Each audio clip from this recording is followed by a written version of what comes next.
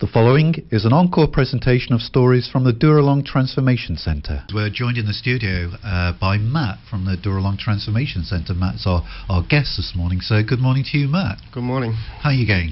Good. Yeah, you look good. Yeah, you look really healthy. Yes, thank you. Yeah, been working on it. You've been working on it. Yeah, I heard you telling Mick earlier on this morning that you're a bit of a gym junkie these days.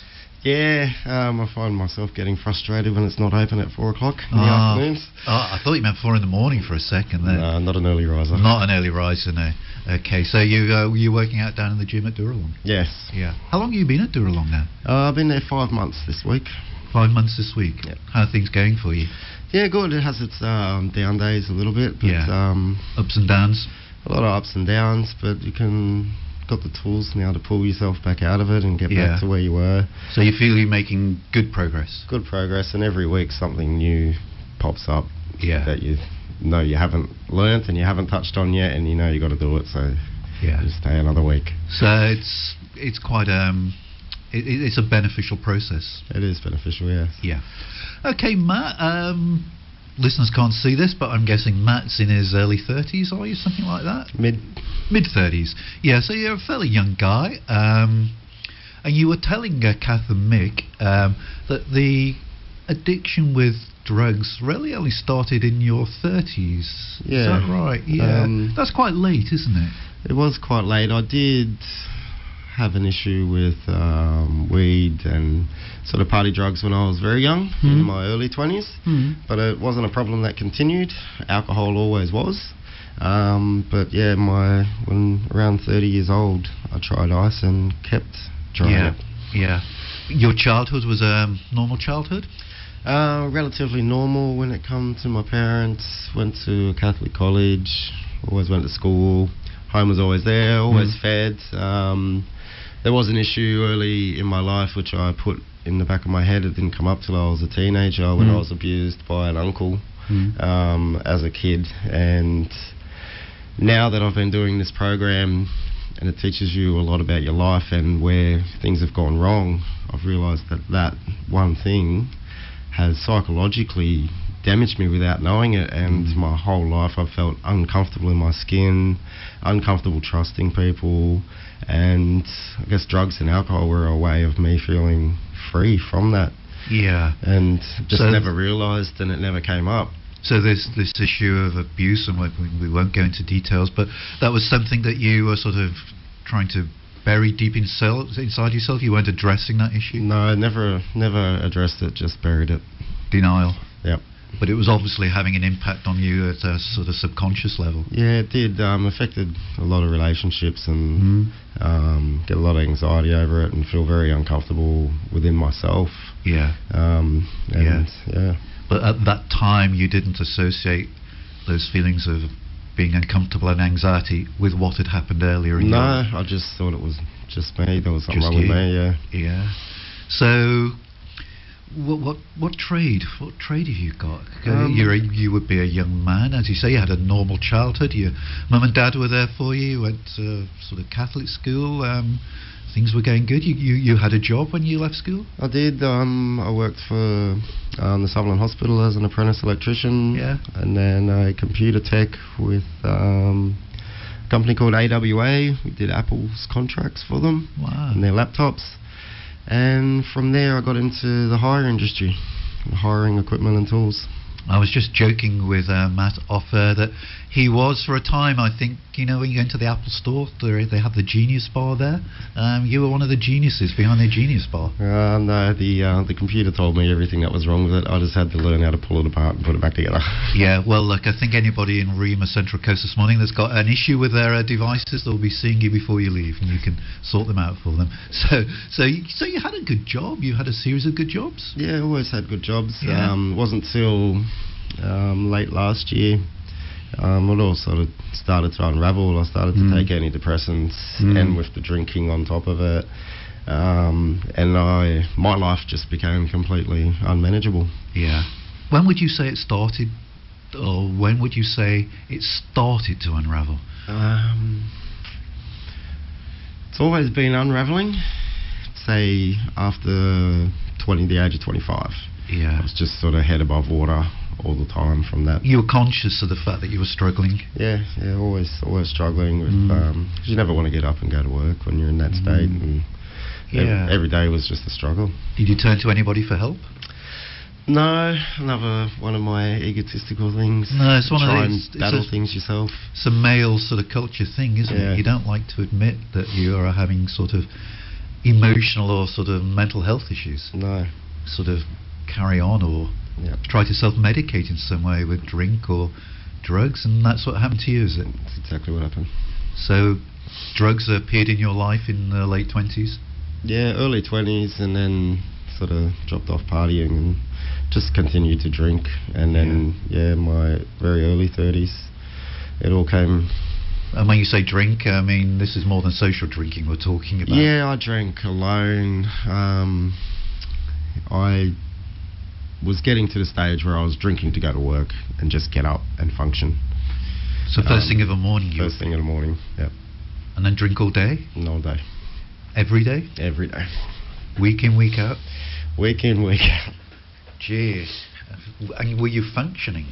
I did the people around you notice, hang on, there's something a bit odd with Matt?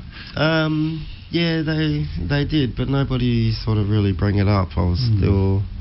I don't think they wanted to bring it up because I would have got angry about it. Yeah. This is sort of, don't tell me what. And it's difficult perhaps as family, people don't know what to say, do they? Or they don't know what help to offer. No, because in the end, especially with ice, you're not talking to a person anymore once that addiction's taken hold. You're just talking to a drug which is rebellious, and you will fight the point even though you're wrong. Yeah. Constantly, and people would not bring things up because you get into a psychotic episode and you lose control of your own emotions and feelings and act on them instead of processing them, and become quite a volatile person to be around. So people tread on eggshells when they were around you, and they wouldn't have raised something which they knew you might react against. No, only my missus there. There. Yep. She was the brave one. She was the brave one. She wasn't scared to tell me. She told you like it was. Yep. Yeah.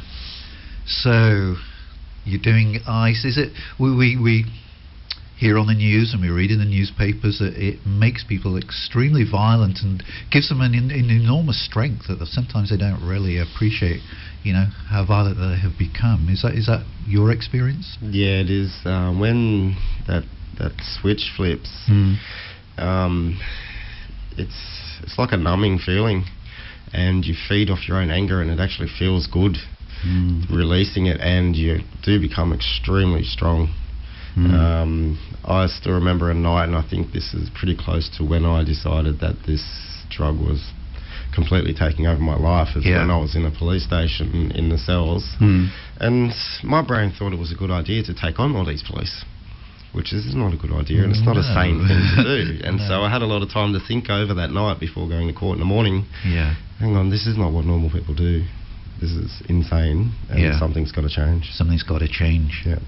And were you able to make that change? I was. It was actually my partner who said, that's it, that's enough, it's not happening anymore. And somehow, probably by the grace of God, I managed to accept that. But it took 6 months to a year to stop dreaming and thinking about that drug, and every day was just a struggle. And it got less and less, but it's still there, it's still... The insanity of it is still always present. Still real to you. But knowing the difference and what it does now, you don't want to ever go back to that. Okay, Matt, that's really interesting. Look, Matt was telling us just before that break of that incident in his childhood. We'll just call it abuse, which happened to him, and how many years later he was feeling anxiety and not knowing why. He just felt something wasn't right in his life, and not to put too fine a point on it, you just self-medicated with drugs and alcohol, Matt. Correct. Yeah. But you've got a really good person in your life. You called her your missus earlier on, and she was the one that wasn't going to be put off. She was going to tell you a few home truths, and she did. She did, and she's been very supportive. even though a lot of her support is a threat. You do this and you're gone. But it keeps me in line, and she's been very good throughout this whole thing and very patient. She's been at home with the kids and has never asked me to come back and help her out. She wants me to stay there as long as possible, get this right so we can get along with our future. Yeah.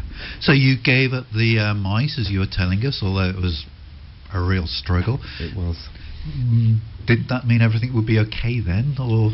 No, because I still was an alcoholic. So to mask up the suffering of not having drugs, I drank more and more and more. You just switched your drug of dependence? Yeah, I was always an alcoholic from a young age, but just a couple of things intervened. Yeah, so you stopped the ice, which was really good, but to compensate for that, you stepped up the alcohol abuse? Yep. Yeah. And how long did that go on for? It'd be a good 17 years altogether. That's a long time. It's a long time, Matt. Yeah. Started off sort of every second day because I couldn't handle the hangover. And then once you got used to that, it was every day or every afternoon after work, and then eventually all day, every day. Like you're saying, all day, every day. Yep. What sort of toll does that take on your body physically? It gives you a very high liver count. No motivation, no energy. To just go out the front door, you'd have to drink. And you'd be up at 6 o'clock in the morning. Like, okay, the bottle shop is not going to open till 10. This is how much alcohol I have left. And it's an insane way of thinking and doing things. And then discovered that a certain shopping centre is open at 8 a.m.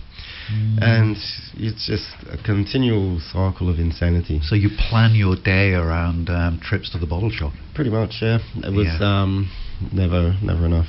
Yeah. And Mum and Dad at this time, were they still in your life? Yeah, they were. We did have a few struggles with them, and I think their way of dealing with things is just to distance themselves. Yeah. But the one rock, as far as you were concerned, was my partner, your partner and my children.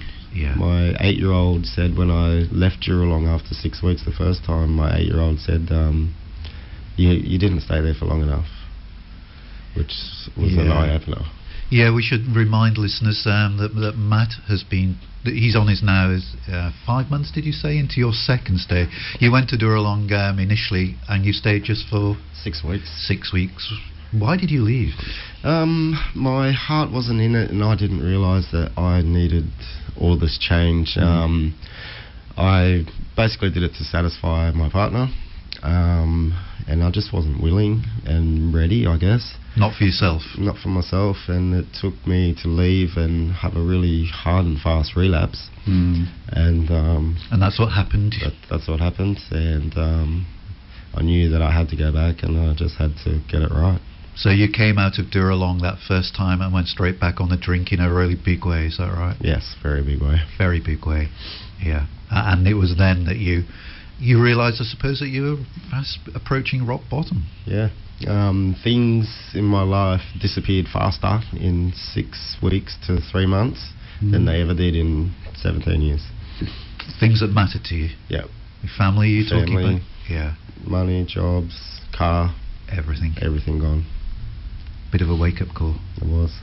And then you got back in touch with Dooralong, did you? I got back in touch with Dooralong. I had to beg the intake officer to take me in because it was approaching Christmas.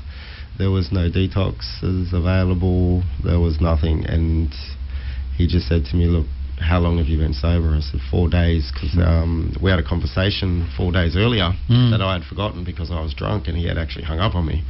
And so I'd had to brave it up and ring him back, and he said, listen, do not touch a drink tonight and you can come in tomorrow. So that was a blessing. How much courage did it take for you to ring Dooralong and basically admit failure? It takes quite a lot of courage for people to come back. A lot of people come in and they leave, and my only advice to people who need to do it or need to be back there is just do it, and people are proud of you when you do that. Yeah, but for you there would have been a lot of shame and guilt and feelings of failure around it. Yeah, there was. Which is hard for a man to handle. Yeah, there was, and it took me a little bit to look at people in the eyes that knew me from just being there before. And it took a good few weeks of not crying myself to sleep and sobering up to start getting into it again. And what was the reaction of the staff, the counsellors and the psychologists, everybody down at Dooralong when you went back for the second time? Was there an element of "we told you so" about it? No, nobody ever said that. I was expecting that because that's what most people would expect. But no, everybody was proud and happy that I was back and gave me all the support in the world. So that surprised you a bit. Yeah. And this second time round, it's been more for you than anybody else. Yeah, it has been, because if I don't get myself right, I can't get anything else right in life. So, and it's been very spiritually awakened. Yeah. This time. Yeah. In what way? Just having a relationship with my higher power, which is God. So I was raised as a Catholic, and we didn't go to church and all that too much. I knew a little bit of God. I didn't know you can have a relationship with God and trust in Him to take away. Distant authoritarian figure for you. Yeah. And so it was one day that my caseworker seen that I was in a bad mood, and I said I was okay. She goes, "No, you're not." And she said, "Listen, let go, let God." And I'm like, "How am I going to do this? How do you do that?" And so I prayed about it and handed my life and my will over to the care of God. And since then, I've just been floating around on cloud nine. So did people notice a difference in you? They did. I actually get people coming up to me now saying, "If I can be as happy as you, I'm going to stick this program out." And it does happen. It comes in small changes, but other people notice it before you. I didn't realise I was so happy until other people pointed it out, and they're like, "Oh, you've got this." And you've changed. So. Yeah. And what about your partner? Has she noticed the difference in your kids? My kids I haven't spent a lot of time with. They're actually in Fiji at the moment with their mother doing mission work for Hope United Church. Oh, right, yeah. So I'm thinking they'll be back this weekend. Yeah. But my partner does notice some differences. Something's changed. Yeah. I think she's reluctant to let that bit go. I think she's still hanging on a little bit there because she doesn't want to be let down. It must be really difficult because she's been with you through all the bad times, the 17 years of alcoholism, and it must be difficult for her to finally accept that this is Matt version 2. Yeah. I actually said to her, "You might not like me." Yeah. I think she stuck with you long enough to prove that she probably does quite like you. Yeah, so my current partner, we've been together 6 years. Yeah. And previous to that, I've known the mother of my children for all this time since we were teenagers, and she's always been there for me as well, even when we weren't together. Yeah. And the spiritual side of things, has that surprised you? It has.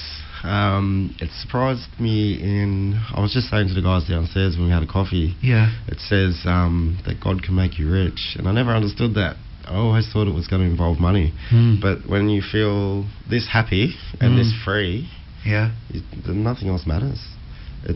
You're just so overwhelmed with happiness that you can just go about your whole day and life and love it. Somewhere in the Bible, doesn't it? Jesus just promises our life in abundance. True life in abundance. Look, we're going to break for some more music, Matt, and then we'll come back and then we'll finish things off talking about your hopes and dreams for the future, if that's okay with you. But we're going to take a break. You're listening to 94.9 Remus Central Coast. We're talking to Matt this morning. We've been hearing about Matt's sort of descent into addiction and how he reached rock bottom and reached out, went to Dooralong twice, been there now for 5 months this second time round, and things are going really well for him. He's accepted God, he's accepted Jesus into his life and feels that he has a good relationship. I'm not putting words into your mouth, Matt. That's right, isn't it? You've got a good relationship with God. Yes. Yeah. So what does the future hold for you? I've been thinking about it a lot.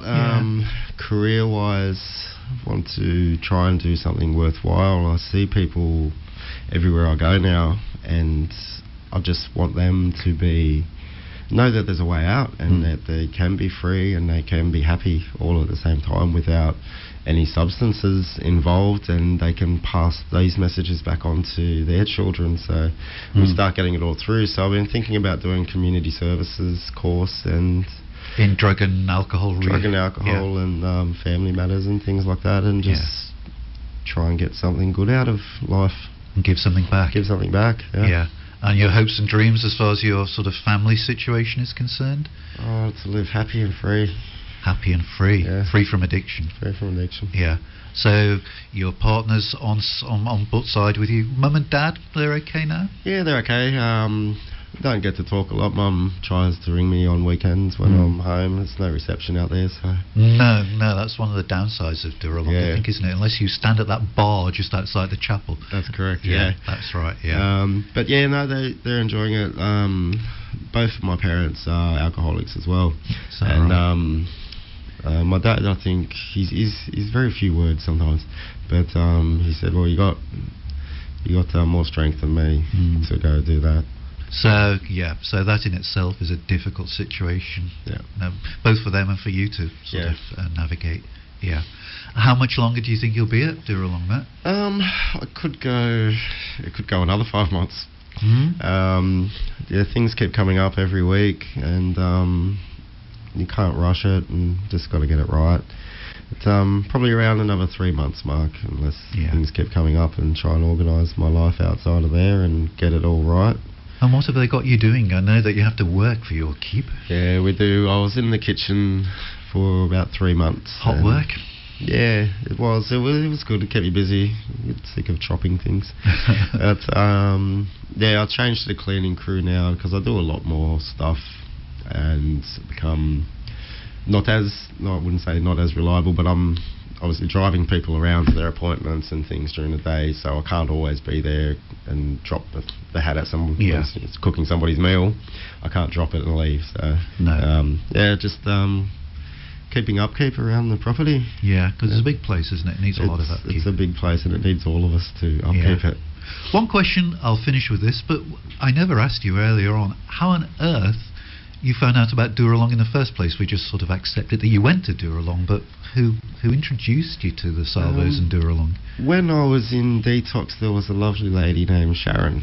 She was in there, and that's where she went, and she was trying desperately to get me to go, and because at that time you weren't allowed to smoke cigarettes there, I said no.